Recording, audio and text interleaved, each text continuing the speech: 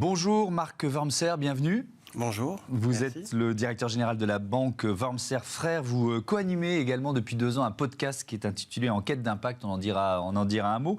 Quand vous avez rejoint la banque familiale, je crois que c'était en 2011, peu après vos études, est-ce que la finance durable, ça existait déjà dans la banque, mais même en général, est-ce que c'était des mots qu'on employait ? Alors, il y a des choses qui existaient déjà, tout ce qui était ESG, ISR, donc la prise en compte des critères environnementaux, sociaux, de gouvernance, ça a commencé à exister.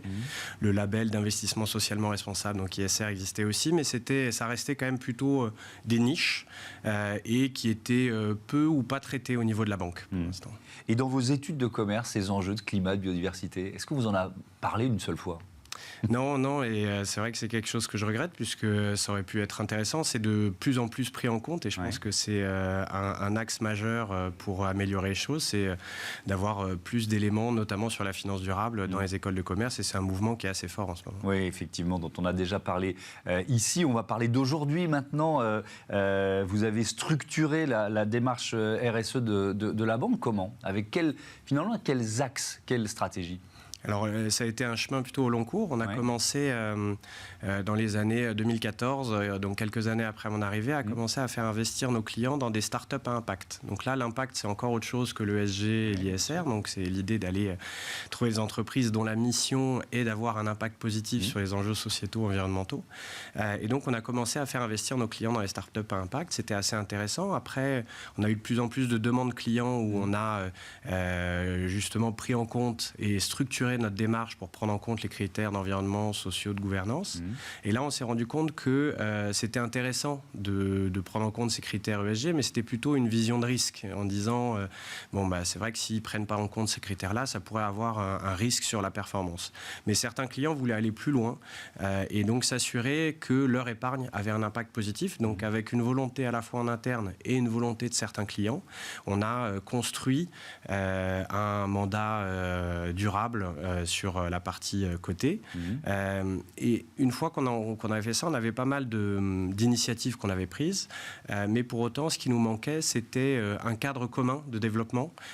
Et donc, c'est ce qu'on a mis en place il y a 2-3 ans maintenant, avec une première partie qui est un diagnostic, où on a dit où est-ce qu'on en est sur notre politique ESG, RSE. On a fait un bilan carbone, ce qui est assez intéressant. Un bilan carbone d'une banque, c'est le bilan, enfin, ça dépend quel scope on va chercher. Si on est dans les scopes 1 et 2, c'est facile. Si on va vers le scope 3, c'est plus compliqué. Le 98% de notre bilan carbone, c'est le scope 3. Donc, c'est vos clients, c'est là où vous investissez, comment vous utilisez votre argent. Exactement. Ça, en fait, Donc, c'est les crédits, donc comment on utilise les dépôts pour faire simple, pour les prêter. Et puis, vu qu'on place l'argent de nos clients, c'est aussi l'épargne de nos clients, comment on l'investit. On en est sorti avec un plan global, et surtout, ce qui est intéressant, et c'est ma conviction, c'est que pour que la finance durable soit crédible, on a besoin que les acteurs financiers aient des démarches vraiment globales et holistiques, qui ne soient pas... parce qu'on a un certain nombre de grands acteurs qui sont leaders en termes de montant sur les investissements impact, mais qui vont avoir, sur d'autres activités, être leaders sur de l'extraction fossile, sur d'autres sujets. C'est vrai que ce qui est intéressant, et c'est là où justement on peut avoir de la crédibilité, c'est si on prend en compte les critères ESG et d'impact sur la totalité des activités, c'est ce qu'on essaye de faire. Oui, donc c'est pas seulement quelques produits phares. Exactement. D'accord, qui permettent d'attirer aussi un peu la lumière médiatique et de faire de la communication. Donc ça passe notamment par un nouveau fonds qui est Venture Loan 2. C'est quoi les caractéristiques ? Qu'est-ce que vous allez en faire de ce fonds ?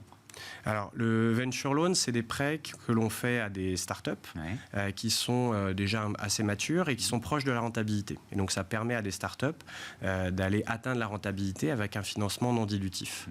Donc ça, c'est le Venture Loan, on va dire, classique. Et dans ce fonds Venture Loan 2, donc on avait fait un fonds 1, le fonds 2, on vient de le lancer. Sur ce fonds 2, on va avoir un quart des investissements qui vont être des Venture Loan à impact. Donc, les Venture Loan à impact sont les mêmes que les Venture Loan classiques, avec 2 différences. La première, c'est qu'ils ne sont disponibles uniquement pour des entreprises à impact, donc c'est-à-dire qui ont dans leur activité un impact positif. Et on va définir des critères extra-financiers liés à leur impact. Et s'ils atteignent ces critères extra-financiers liés à leur impact durant la vie du crédit, ils vont pouvoir bénéficier d'une remise sur le taux d'intérêt. Ouais. Donc, est-ce que ça veut dire que les critères financiers sont toujours là, ou il y a quand même une recherche de rentabilité pour que même la solution qui est proposée par cette start-up, elle se diffuse le plus largement possible. Il y a aussi ce principe d'efficacité. Mais ce ne sont plus les seuls critères, on peut dire ça ? Exactement. Donc on va avoir un critère de présélection qui va être que l'entreprise doit être une entreprise à impact. Mais évidemment, on a toute l'analyse financière qui ne va pas différer que ce soit une entreprise d'impact ou une entreprise classique. Et ça, c'est extrêmement important pour nous, justement, d'avoir un modèle viable et rentable et scalable, excusez-moi pour le terme anglo-saxon, justement, qui permettent le passage à l'échelle et d'avoir un impact encore plus fort. Pour qualifier les classes d'actifs, les établissements financiers s'appuient de plus en plus, c'est obligé d'abord, sur la taxonomie européenne. Alors c'est intéressant, il y a les secteurs sont classés en fonction de leur impact sur l'environnement. Il y a 2 articles qui sont importants dont on commence à parler de plus en plus, les 8 et 9, l'article 9 étant le plus contraignant. Pour vous, c'est une contrainte, c'est un outil qui maintenant permet à tout le monde de s'évaluer, de se jauger selon les mêmes critères. Comment vous le percevez, ça ? C'est très positivement, avec évidemment, il y a toujours quelques inconvénients. Ce qui est assez positif, c'est qu'on va maintenant parler d'un langage commun.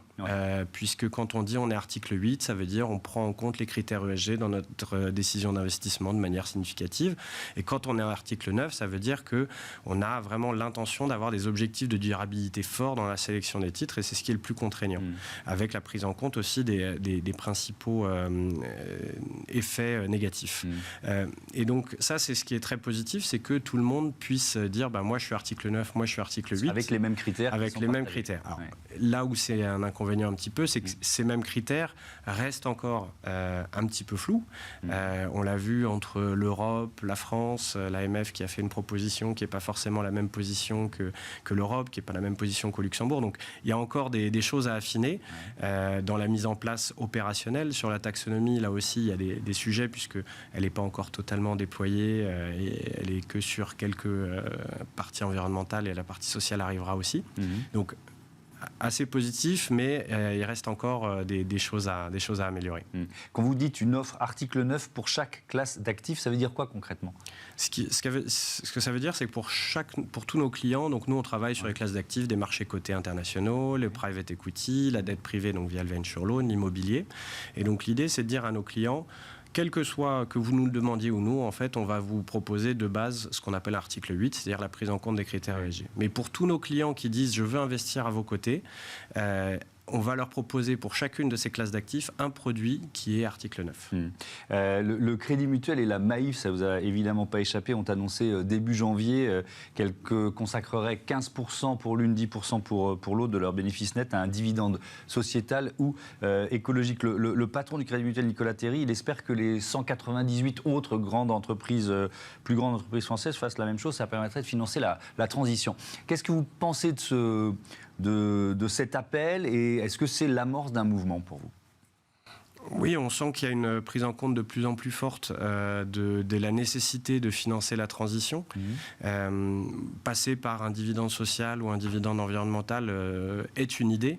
On l'a bien vu, les enjeux sont colossaux. Sur les objectifs de développement durable, les besoins de financement sont là aussi colossaux. Donc toute initiative qui permet de flécher l'épargne ou les dépôts vers le financement de la transition est positive. Et évidemment, nous, on a un acteur à taille humaine, on va dire, donc on va essayer de faire en sorte de pousser des choses, mais il faut aussi que les plus grandes entreprises aient des initiatives fortes. Celle-là peut en faire partie. Je voulais terminer, comme promis, sur ce podcast en quête d'impact. C'est quoi l'idée ? C'est de faire de la pédagogie ? Pourquoi vous vous êtes lancé dans cet exercice ? Alors sur l'investissement à impact, c'est un sujet sur lequel, comme je l'ai dit, je travaillais depuis 2014-2015 avec une définition d'impact qui s'est d'ailleurs bien affinée entre il y a 8-10 ans et aujourd'hui. Et donc mon idée, c'était de dire, justement, il y a plein d'acteurs, il y a plein de façons de voir la finance d'impact. Et donc l'idée, c'était d'aller voir ces acteurs les plus intéressants et de pouvoir partager au plus grand monde. C'est un cheminement que j'ai fait moi-même en allant voir ces différentes personnes. Et je me suis dit, si je le fais moi-même, il y a sûrement d'autres personnes qui seraient intéressées d'écouter ce que ces gens-là ont à dire. Merci beaucoup, Marc Wormser, et à bientôt sur Bismart. On passe à notre débat, comment démultiplier, équiper nos villes en panneaux photovoltaïques.